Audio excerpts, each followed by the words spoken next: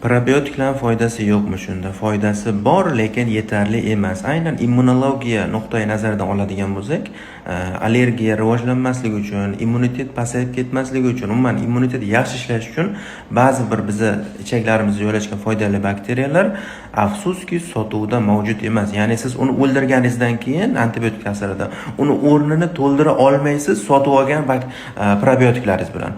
Uni o'rnini to'ldirish imkonsiz, chunki sotuvda yo'q uni.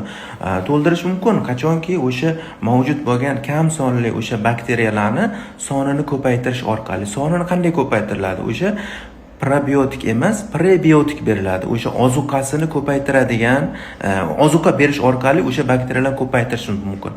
Bu yerda ayniqsa buterat degan kislotani sintezini oshiradigan foydali bakteriyalar eng muhim ahamiyatga ega. Kommentariyaga plus qoldiring, men sizga buni qanday ko'paytirish yo'llarini aytaman.